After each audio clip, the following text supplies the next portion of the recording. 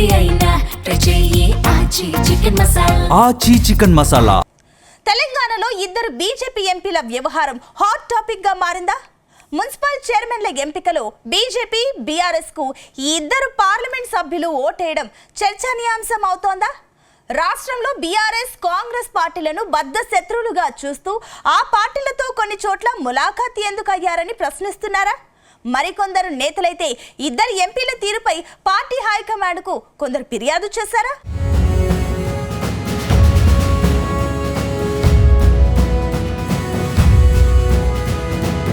తెలంగాణలో కాషాయ పార్టీకి 8 ఎంపీలు ఉన్నారు. గత పార్లమెంటు ఎన్నికల్లో 8 సీట్లు గెలవడంతో ఇద్దరు ఎంపీలకు మంత్రి పదవులు దక్కాయి. గతంలో కంటే కూడా కమలం పార్టీకి ఓట్ల శాతం కూడా గణనీయంగా పెరిగింది.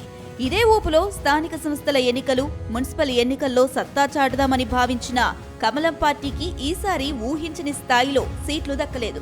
కానీ చాలా నియోజకవర్గాల్లో బీజేపీ మద్దతుతో కాంగ్రెస్, బీఆర్ఎస్ నేతలు చైర్మన్, వైస్ చైర్మన్ పదవులు దక్కించుకున్నారు.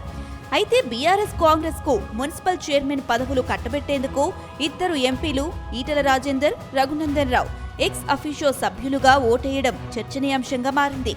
అయితే ఇద్దరు ఎంపీల తీరుపై పార్టీ హైకమాండ్ కు కొందరు నేతలు ఫిర్యాదు చేసినట్టు తెలుస్తోంది.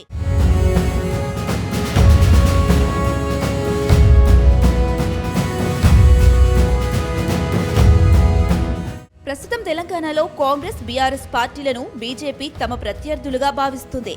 తమకు ఎక్కడ అవకాశం దక్కినా కాంగ్రెస్, బీఆర్ఎస్ నేతలపై బీజేపీ లీడర్లు విరుచుకుపడుతున్నారు. తాజా మున్సిపల్ ఎన్నికల్లోనూ ఈ రెండు పార్టీలను టార్గెట్ చేస్తూ బీజేపీ నేతలు విమర్శనాస్త్రాలు సంధించారు.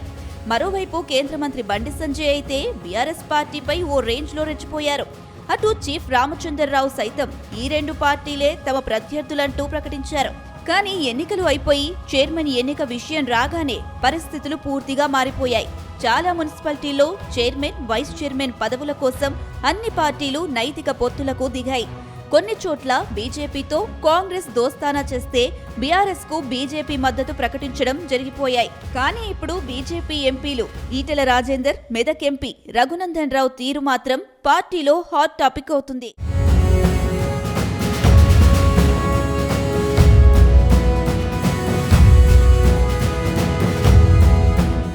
సంగారెడ్డి జిల్లా ఇస్నాపూర్ మున్సిపాలిటీ బీఆర్ఎస్ పార్టీ దక్కించుకుంది. కానీ ఇస్నాపూర్లో MP Raghunandan Rao ex officio సభ్యుడిగా తన ఓటును బీఆర్ఎస్ పార్టీకి వేశారు.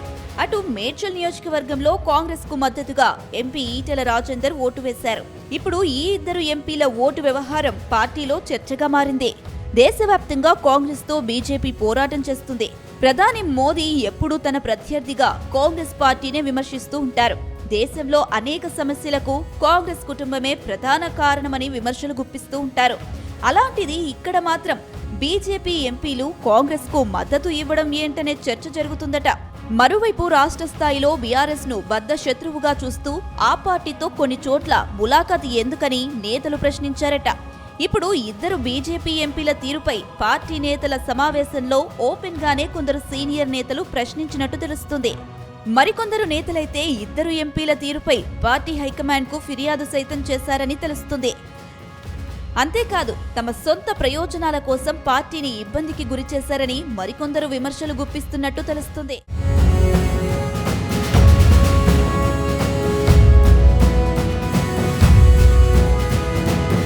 ఇదిలా ఉంటే కమలం పార్టీలో ఎంపీ ఈటెల రాజేందర్ ఉక్కిరి బిక్కిరి అవుతున్నారు. ఆయనకు పార్టీలో కొందరు నేతలు పొమ్మనకుండా పొగబెడుతున్నారు. గతంలో ఎంపీ ఈటెలకు రాష్ట్ర అధ్యక్ష పదవి దక్కకుండా చేశారని ఆరోపణలు ఉన్నాయి. ఈ విషయంలో ఎంపీలు బండి సంజయ్, ఈటెల ఒకరిని ఉద్దేశించి మరొకరు పరోక్షంగా అనేక విమర్శలు చేసుకున్నారు. మరోవైపు కేంద్ర మంత్రి కిషన్ రెడ్డితో సైతం ఎంపీ ఈటెలకు సత్సంబంధాలు లేవనే టాక్ ఉంది. తనకు దక్కాల్సిన పదవిని రామచంద్రరావుకు కట్టబెట్టారని ఎంపీ ఈటెల గుస్సా మీద ఉన్నారు. ప్రస్తుతం కాషాయ పార్టీలో ఎంపీ ఒంటరిగానే తన పోరాటాన్ని కొనసాగిస్తున్నారు. ఈ క్రమంలోనే ఎంపీ ఈటెల రాజేందర్ పార్టీకి మద్దతు ఇచ్చారని తెలుస్తుంది. మరోవైపు రఘునందన్ రావు మాత్రం రాష్ట్ర అధ్యక్షుడు ఆదేశాల మేరకే బీఆర్ఎస్ పార్టీకి ఓటు వేశారని చెప్పడం తీవ్ర దుమారం రేపుతుంది.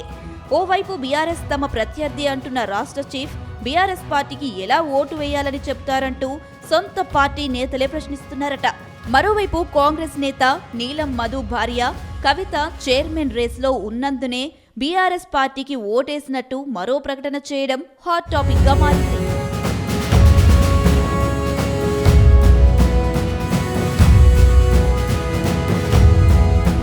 మొత్తం మీద ఇద్దరు ఎంపీలు ఈటెల, రఘునందన్ రావు వ్యవహారాన్ని పార్టీ హైకమాండ్ సీరియస్ గా తీసుకున్నట్టు ప్రచారం సాగుతుంది.